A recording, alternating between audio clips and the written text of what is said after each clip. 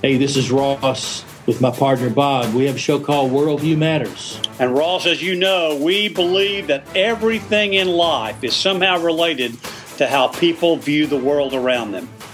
Our show is available on iTunes, Stitcher, or your favorite podcast app. Also available on the web at bigbrainsmedia.com.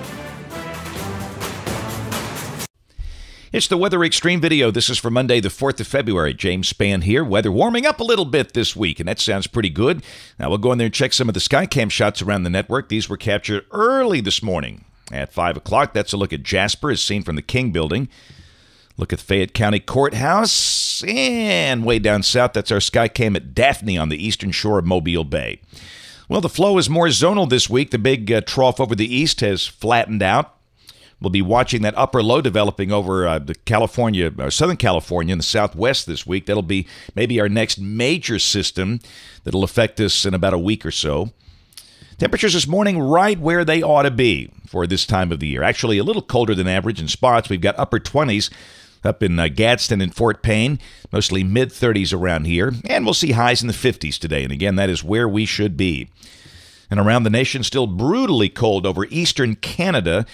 But as the trough is relaxed, the upper winds will kind of keep a pretty good chunk of that north of the border. Still big-time cold over northern Minnesota, though. And a tongue of warmer air coming up through Texas and Oklahoma. There's a watch warning map. Pretty quiet for this time of the year. Winter weather advisories for cities like Chicago and Cleveland, Columbus, down into West Virginia. But generally speaking, much of the nation is calm. This is the rain for the next 5 days, suggesting the better totals near the Gulf Coast. 1 to 2 inches down there. The amounts up this way, pretty light. This is valid through Saturday morning at 6 o'clock. Let's investigate. Let's take a look at modeling. This is the OZGFS, valid at noon today. And a little channeled energy coming in here, but the day should be dry. Mixture of clouds and sunshine. Temperatures should reach the mid to upper 50s today. And again, that's about what you expect here in early February. The NAM is at 55. The GFS is at 58. This is tomorrow at noon, and by golly, the GFS is just coming in dry. Other runs have shown a chance of showers tomorrow morning, but on this run, that chance is gone. We'll check the RPM, and by golly, it's pretty much an agreement. It's got just a few little specks on there. This is tomorrow morning at 9 o'clock local time. But again, clearly all models have trended drier, and accordingly, we're just going to go down to just a slight chance of a shower tomorrow morning. Looks like most locations will be dry, and we warm up a little bit. Highs tomorrow should be in the mid-60s. This is Wednesday. Probably start the day around 40. The high in the middle 60s will be dry.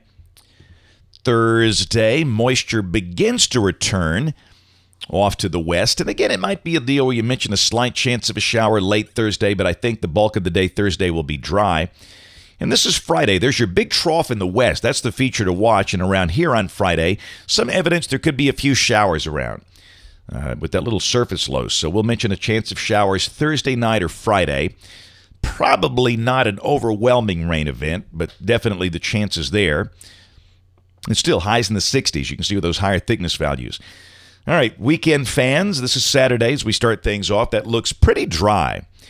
If this is correct, that disturbance that brought the showers on Thursday is gone. Partly sunny with mid-60s. And we'll keep an eye on that developing system off to the west. And then Sunday, the upper trough is still really hanging back. It's over the four corners, the core of the upper low.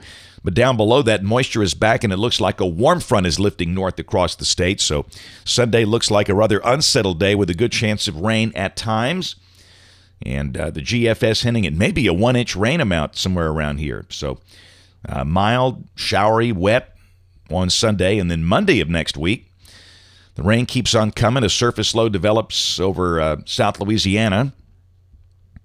And this could be a pretty good rain event if this is right, with the rain beginning Sunday into Monday. And then we'll go to Tuesday the 12th, and the trough is progressive, and it's approaching. And down below that, we are very wet as the surface low moves up into southwest Alabama. Now, with the surface low that far south, this would not be a severe weather look, more of a heavy rain look. So for now, the GFS is advertising a big rain event with potential for maybe 2 to 4 inches of rain over those 3 days, Sunday, Monday, and Tuesday.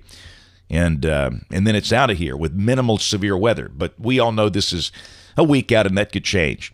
We'll check the end of the forecast, 19th of February. Still no sign of any really super-duper cold air with that look, although it is cold over the north with that vortex, but down here the flow is zonal, and down below that you can see very cold air diving down into the northern states, but around here we are mild and wet, if this is right. So it looks like this month could be relatively wet, and cold air shots could be fairly limited based on the trends we have seen so far. That's it for the Weather Extreme video this morning. We'll have notes on the blog. Next video here by 4 o'clock today. And don't forget, you can watch us on ABC 3340 News on the television side or the live stream at 4, 5, 6, and 10 o'clock this evening. Thanks for watching. Have a great day, and God bless. Who's got time to listen to boring radio shows? If you're going to listen to something good, like Eavesdrop. My favorite thing about Christmas is not the presents. No. And it's not the million Christmas parties. And it's not playing Dirty Santa. Mm-hmm. You know what I'm saying? It's about relationships. I know. I know exactly where you're going with that, yeah. It just is. It is. And take the time. What if this is your last Christmas and you never know? Just talking it up. They may use the name Jesus in a terrible way when they hit their thumb with a, with a hammer by accident on Saturday afternoon when they're working on their car. But don't bring Jesus into a song and give him a beer. It ain't right. Hey, I know a few of those folks myself. Bama Talk Show.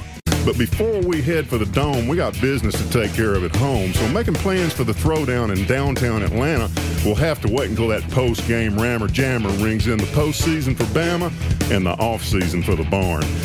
Auburn Unleashed. That magical score that Auburn fans remember, 17-16, came out of that game. And Bill Newton was responsible for the chant, punt, Bama, punt. Bill, thank you for joining us. Good afternoon, Adam. I appreciate y'all having me as the first guest on your show. Worldview Matters. And we've been talking about a number of things. Last couple of times we talked about socialism. We moved from Islam to socialism, and we were going to continue today to do the same thing.